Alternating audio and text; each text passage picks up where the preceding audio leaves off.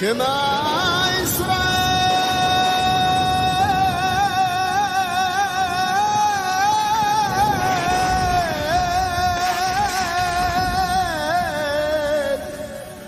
Adonai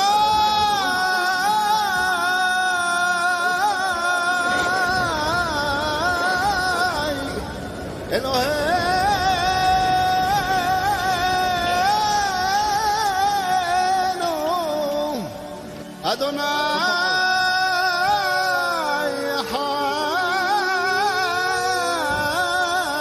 Echad,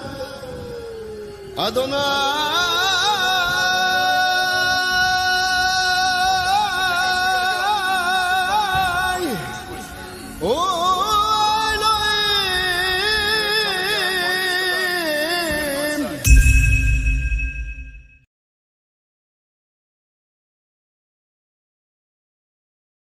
Amo este país, me encanta vivir en México, me encanta la ciudad. Sinceramente, ¿tienes amigos no judíos? ¿El dinero para los judíos es un objetivo o un medio? ¿Te gustaría que tus hijos sean parte del ejército de Israel? ¿No es más fácil que agarres tus cosas y te vayas a vivir como judío a Israel? ¿Y te gustaría que esos mismos hijos sean llamados al servicio militar en México? No, en México no lo veo. Principalmente que me cuentes cómo es la vida de los judíos aquí en Polanco, la Jerusalén de México, ¿te parece? Y me encuentro con esta cosa, la estrella de David. ¿Qué es esto? ¿Una escuela? ¿Qué es? No, es una sinagoga, una de las más grandes de México. Si no ¿Cómo la se más llama? grande. Maguen David. Ah, estrella. ¡Wow! Yo pero esa qué estrella belleza. la considero la octava maravilla del mundo. ¿Qué, tienes idea de números de judíos que hay por aquí? En México, por ejemplo, hay un estimado de Habla. 60.000 judíos. 60.000 judíos aproximadamente. ¿Cuántos? 60. Y aquí en Capital, o sea, ¿cuántas sinagogas hay en este barrio? En este barrio, en 12, 13 cuadras, Sí. a la redonda, Sí. hay como unas 10, 12. ¡Wow! ¿Y se llenan de gente? Todas. Con base en datos y estimaciones del Instituto Nacional de Estadística y Geografía, así como del Comité Central de la Comunidad Judía de México, se calcula que en el país residen actualmente entre 40.000 y 50.000 personas pertenecientes a este grupo. Esta cifra abarca a mexicanos de nacimiento, ciudadanos nacionalizados y extranjeros residentes. Al observar el mapa de distribución nacional, el dato más destacado es la altísima concentración en la zona metropolitana del Valle de México, compuesta por la Ciudad de México y el Estado de México. Esta región concentra entre el 85 y el 90% del total de la población nacional. Su presencia se ubica principalmente en alcaldías como Miguel Hidalgo y Cuauhtémoc, así como en los municipios de Huixquilucan y Naucalpan. Se trata de una comunidad arraigada con múltiples generaciones, caracterizada por contar con instituciones educativas, centros culturales, sedes diplomáticas y recintos religiosos bien consolidados.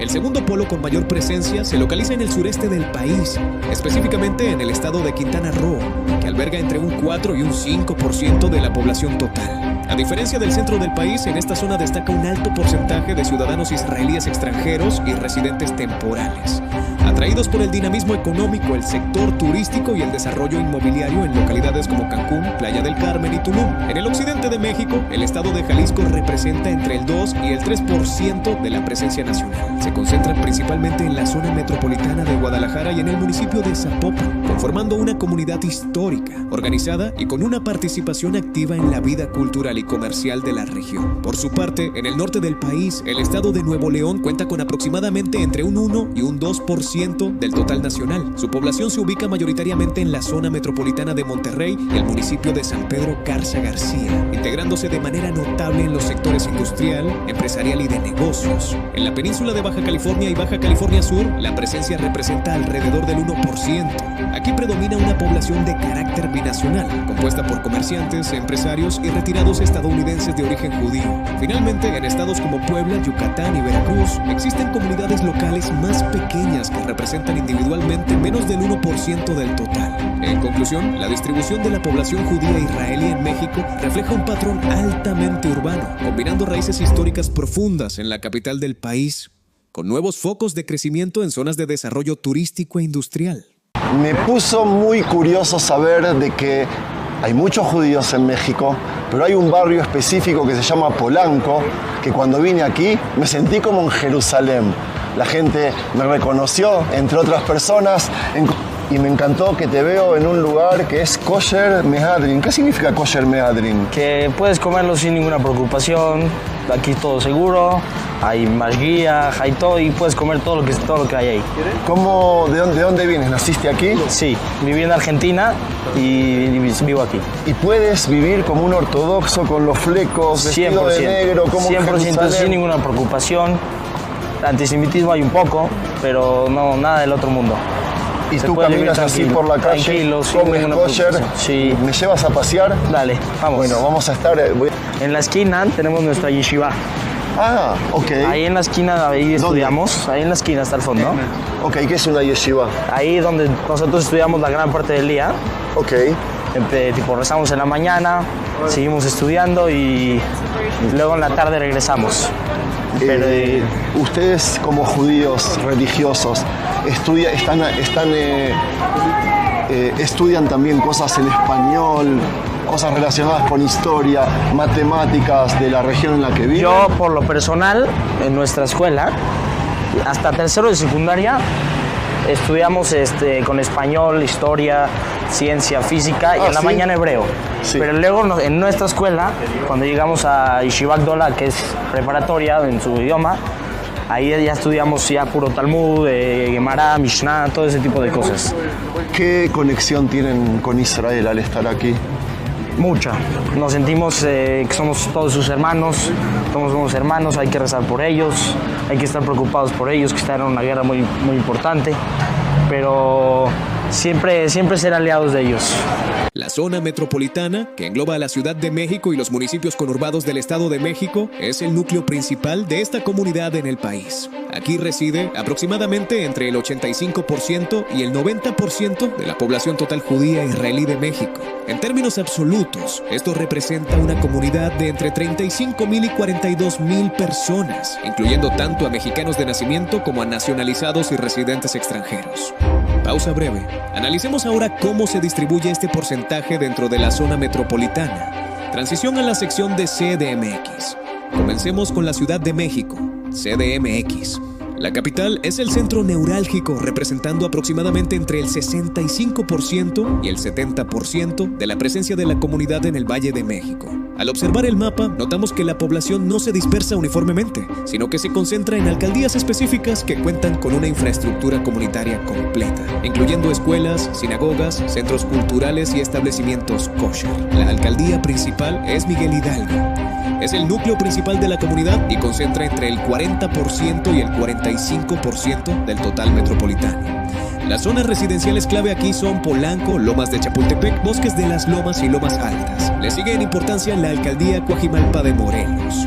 Representa un 15% a 18% de la población. Se concentra principalmente en los desarrollos residenciales de Santa Fe y el sector de Bosques de las Lomas que pertenece a esta demarcación. En tercer lugar, tenemos a la alcaldía Álvaro Obregón. Tiene una presencia notable, abarcando del 10% al 12%. Esta población se ubica en áreas residenciales conectadas a Santa Fe, San Ángel y Rancho San Francisco. Pausa breve para cambiar de zona histórica. Un caso especial de gran valor histórico es la alcaldía Cuauhtémoc. Representa aproximadamente el 5%.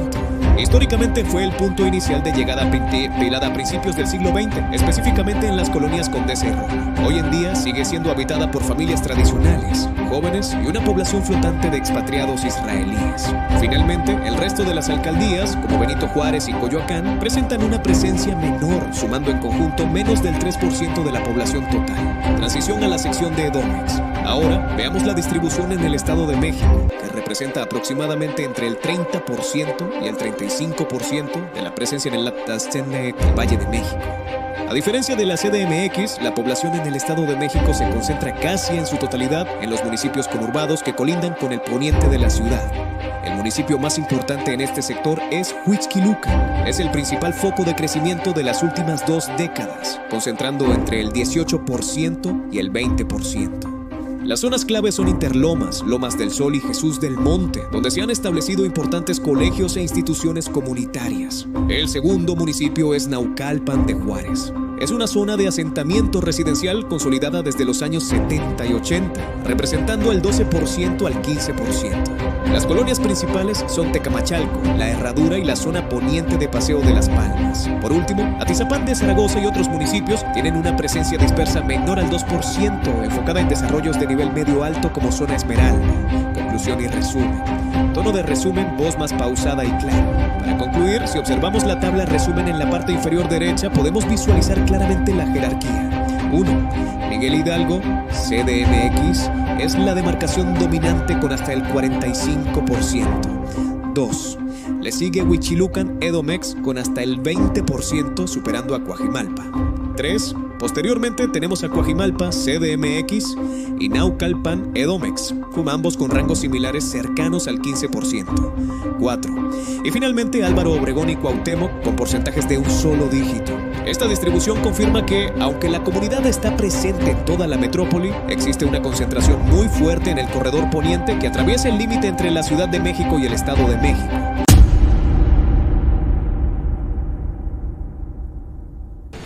La comunidad judía en México lleva años establecida en el país. De hecho, su llegada data de 1912, cuando llegaron a los estados de Puebla, Veracruz y Chiapas. Más tarde se desplazarían a Guadalajara, Monterrey y Tijuana. Pero principalmente se han asentado en Ciudad de México y la zona conurbada del Estado de México. Sin embargo, su permanencia en el país se ha caracterizado por ser discreta y limitarse a pequeñas comunidades, al menos hasta ahora. Por ello, resulta extraño hablar de una ciudad judía, pero por muy raro que parezca, así es. Se trata de la ciudad de la Torá, un proyecto inmobiliario que comenzó en el 2021 en Ixtapan de la Sal, Estado de México. Lo que están anunciando es una urbe exclusiva para familias judías observantes. Joder, ¿no? Pues claro que enciende las alarmas, porque no tengo ninguna duda que en nuestro país empezaríamos a tener algo muy parecido a lo que está viviendo el pueblo palestino con el transcurso de los años. Van a ir desplazando a la gente, así hicieron con los palestinos. Les van tomando cada vez más y más tierra y más tierra. Están mejor armados, tienen mucho recurso, tienen mucho presupuesto. Claro que enciende las alarmas. Informe Capital conversó con Ernesto Ledesma, especialista en el tema, que lleva años documentando el genocidio contra el pueblo palestino y el actuar del gobierno israelí, tanto en Medio Oriente como la influencia que han tenido y extendido en otras partes del mundo. Ernesto ha podido viajar a Ixtapan de la Sal para ver personalmente los avances de la ciudad de la Torá. Que se están construyendo viviendas para familias judías observantes. Se están construyendo sinagogas, centros de estudio religioso que para esta corriente religiosa ortodoxa o ultra ortodoxa, pues el asunto de los centros de estudios es importantísimo. El objetivo es crear una comunidad con condiciones adecuadas para la práctica del judaísmo ortodoxo y atraer familias de México y otros países de América Latina. Pero, ¿quién autorizó todo esto? Ernesto afirma que las licencias de uso de suelo, de construcción y de urbanización se autorizaron durante la administración de Alfredo del Mazo Maza, primo del expresidente Enrique Peña Nieto. Pues Ixtapan de la Sal, pues sabemos que ahí hay toda una corriente, un bagaje priista, pero memorable, ¿no? Y ahí tiene propiedades Peña Nieto, Luis Videgaray y toda la nomenclatura del Partido Revolucionario Institucional, pues tienen ahí casas, grandes casas lujosas. ¿Quién autorizó? Pues bueno, se autorizó el municipio. De hecho, para la primera piedra van autoridades del municipio a hacer la ceremonia de la primera piedra, ¿no? En la ciudad de la Torá también se construyen comercios, áreas deportivas, escuelas de servicios comunitarios, espacios separados para actividades religiosas y comunitarias. Sin embargo, de acuerdo con el diario judío, es falso que exista un plan para establecer un Estado judío soberano o una conspiración territorial en Ixtapan de la Sal, pero no desmiente la construcción de esta ciudad. Para mí no turning back, no hay vuelta atrás. Es un proyecto que se tiene que cancelar y que se debe prohibir aquí. Y si me acusas de radical, pues nada más tienes que ver el genocidio contra el pueblo palestino en la Franja y en Cisjordania, además del Líbano ahorita, que se ha ampliado hasta allá, para darte cuenta de lo que estamos hablando. Ernesto afirma que pronto dará a conocer los avances que él mismo ha podido registrar en torno a la construcción de este complejo inmobiliario que ha levantado polémica en torno a la influencia de Israel en nuestro país.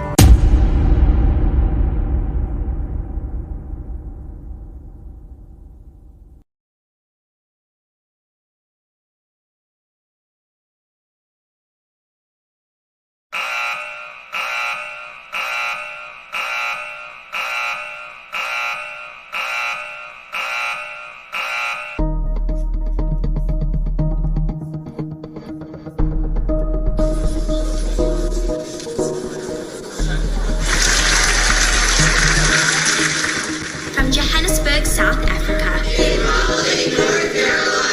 In Aalborg, Denmark. The Jewish community of Lithuania. The Jewish community of Mexico City. From Lohja, Finland. Somos el Instituto Alberto Einstein de Panamá. De Buenos Aires, Argentina. From Guatemala. Moldova. You're from Bogotá, Colombia. Although we are not in Israel, when we sing Hatikva, we feel a strong and holy connection to our homeland. We want to celebrate you, Israel. We want to congratulate you with the 70 years birthday. We wish you all the best. The people of Israel, the state of Israel. We want to wish to the state of Israel, Mazal Tov.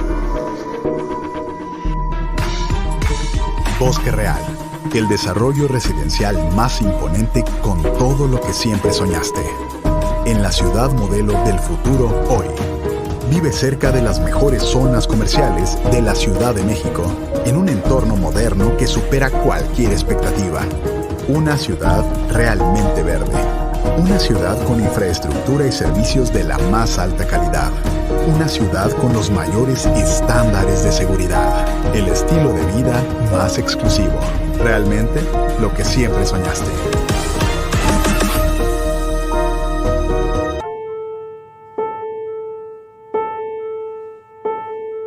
En el Estado de México, una barda de 3 metros de altura separa a los ricos de los pobres.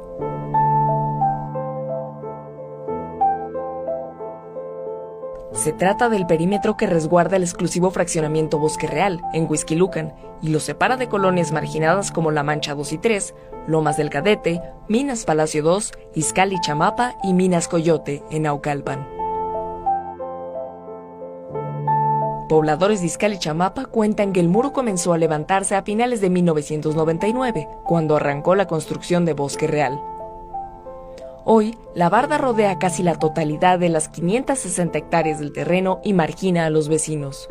Son bardas las que ya se construyeron, de hecho, más arriba había barda ciclónica y ellos ya hicieron un muro, ya construyeron, o sea, ya metieron como tal tabique. Nosotros no podemos entrar aquí, de hecho, si quieres entrar te sacan, los únicos que entran son los trabajadores por los accesos que tienen, uno aquí arriba, el otro está del otro lado de la colonia y otro está al pie de carretera.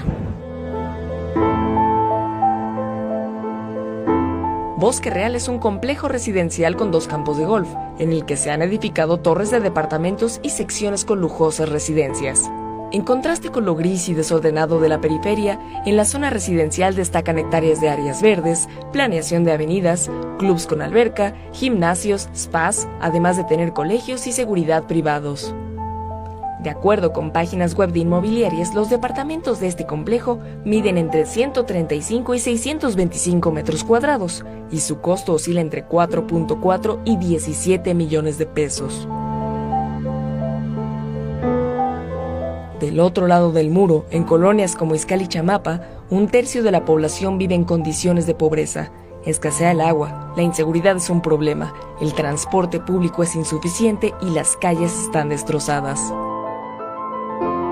Los vecinos denuncian que con el muro se les arrebató la posibilidad de hacer uso de las únicas áreas verdes de la zona. Antes era todo bosque, de hecho en la primaria, en primer y segundo año de primaria, yo tengo actualmente 26 años, nos traían a las cascadas, nos traían a jugar en excursiones, mi mamá y mis tías crecieron aquí y todo esto estaba lleno de agua, de hecho eran mantos acuíferos los que había aquí. Sí, pues era todo un cerro, no había bardas, podíamos entrar a correr allá adentro y a través del tiempo pues ya lo vendieron, ya lo empezaron a bardear y nos prohibieron entrar. La principal queja de quienes viven en las zonas no residenciales es la falta de atención, a pesar de que ellos también son pobladores del Estado de México. Aquí se parece de que el tapista se tapen los hoyos de la calle, mucho descuido de la seguridad pública, no tenemos un control de parte del gobierno que venga a visitarnos a preguntarnos qué es lo que sucede en nuestra colonia, no les importa. Con el paso de los años se ha incrementado la altura de la barda perimetral de Bosque Real, al igual que se crece la desigualdad en el Estado de México. Reducir la brecha entre ricos y pobres es un pendiente que tendrá que enfrentar el próximo gobernador del Estado de México tras los comicios del 4 de junio.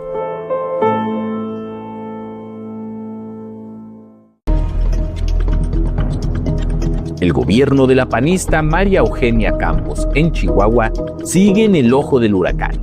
Y es que colectivos ciudadanos y organizaciones de derechos humanos que operan en la frontera dieron a conocer la supuesta firma de un acuerdo ilegal con el gobierno de Israel que vulnera la ley sobre la celebración de tratados de México, al haberse formalizado sin la notificación ni el registro correspondiente ante la Secretaría de Relaciones Exteriores y la Agencia Mexicana de Cooperación Internacional para el Desarrollo.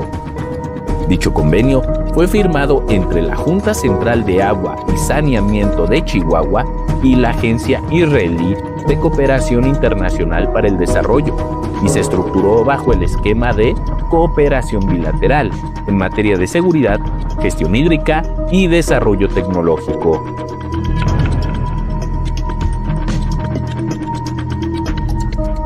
Es así como el gobierno de Maru Campos estaría sumando una violación más a la Carta Magna de nuestro país y poniendo en riesgo la soberanía nacional, tras el caso de los agentes de la CIA en operativos de seguridad terrestres dentro de la entidad, y de los cuales la gobernadora ha intentado deslindarse, a pesar de tener conocimiento de dichas operaciones en campo por parte de los agentes de su estado.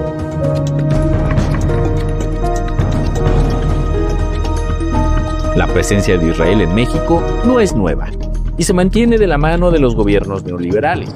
El convenio ilegal firmado entre la Junta Central de Agua y Saneamiento de Chihuahua y la Agencia Israelí de Cooperación Internacional para el Desarrollo no es un hecho aislado, sino la continuidad de una herencia neoliberal que convirtió la seguridad pública y la gestión de recursos estratégicos en un negocio privado de espionaje.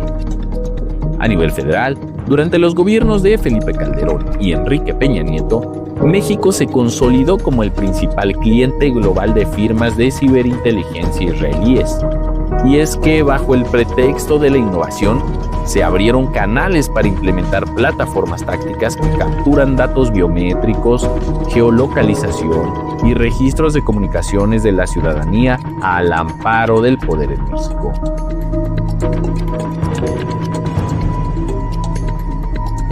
El malware Pegasus fue desarrollado por la empresa israelí Enso Group y comprado por dependencias federales durante las administraciones de Calderón y Peña Nieto. Esta herramienta fue usada para intervenir los teléfonos de defensores de derechos humanos, activistas ambientales y periodistas independientes que resultaban incómodos para el poder político en México. Los datos personales masivos extraídos ilegalmente en nuestro país no solo vulneraron la privacidad de las víctimas, sino que terminaron en servidores extranjeros fuera de cualquier jurisdicción o soberanía nacional. Ahora colectivos civiles como Salvemos los Cerros de Chihuahua denuncian que bajo la simulación de transferencia tecnológica para combatir la sequía, el gobierno de la panista Maru Campos está poniendo en manos de agencias extranjeras información de seguridad nacional e infraestructura crítica sobre las cuencas y acuíferos del país. Funcionarios israelíes entrevistados por The New York Times atribuyeron el retraso en la solicitud de extradición a la gran cantidad de pedidos de asilo que recibía aquel país, no sin antes mencionar otra cosa. Citaron las políticas de la gestión del presidente Andrés Manuel que repetidas ocasiones han apoyado resoluciones que critican a Israel ante el Consejo de Derechos Humanos de la ONU, de las Naciones Unidas, que está en Ginebra. Se estarían refiriendo específicamente a dos eventos. El 14 de mayo de 2018, el gobierno mexicano emitió un comunicado expresando su profunda preocupación por los numerosos muertos y heridos a raíz de las manifestaciones en Palestina. Entonces hizo un llamado a Israel a suspender las acciones armadas y reiteró que la única solución a esa situación era la creación de dos estados libres e independientes. Obviamente una postura en contra de los intereses de Israel ahí en Medio Oriente. 3 años después, en mayo pasado, y tras varios días a la espera de una reacción, el embajador de México ante la ONU, Juan Ramón de la Fuente, condenó el uso desproporcionado, cito textualmente, uso desproporcionado de la fuerza por parte de Israel en la Franja de Gaza, aunque también condenó el uso de cohetes por parte de Hamás, es decir, el bando contrario a los israelíes. Un funcionario israelí le dijo al New York Times que así como México castiga a Israel por crímenes que no cometió, lo que dicen, puede que México esté persiguiendo a Cerón por motivos políticos. Sobre todo este caso no se han pronunciado oficialmente ni el Ministerio de Justicia ni el de Relaciones Exteriores de Israel. Pero mientras se encuentran el motivo concreto de este retraso en las extradiciones o en la cooperación para que agarrar o que venga Tomás Cerón de Lucio a enfrentarse con la justicia, aquí te recordamos que este personaje, Cerón, no es el único que voló a Israel escapando de la justicia mexicana. A inicios de mayo se pudo observar al exdiplomático Andrés Roemer en aquel país, gracias a un video compartido por un periodista local. Ese mismo mes, la Fiscalía Capitalina obtuvo una orden de aprehensión contra él por el delito de violación. Además, que existen al menos otras 8 carpetas contra Roemer por el mismo delito. Por lo pronto ya cuenta con una ficha roja y a mediados de junio la Fiscalía solicitó su extradición. Pero ojo, el escenario de Roemer en materia judicial es muy distinto. El exdiplomático es nieto del director de orquesta judío Ernesto Roemer, quien emigró a México, es decir, vino aquí a este país en 1938 huyendo de los nazis. Al tener ascendencia judía, Roemer está protegido por una ley que se llama Ley del Retorno. Fue creada en 1950 y otorga a todo judío, quien quiera que sea, el derecho de ir a Israel en condición de inmigrante, por lo que Roemer puede ampararse bajo esa ley para adquirir la ciudadanía. La política de extradición israelí dicta que cuando el sospechoso solicitado en otro país posea la nacionalidad y domicilio en Israel, en el momento que comete el delito, la extradición estará condicionada a que si es declarado culpable podrá cumplir su condena allá en Israel.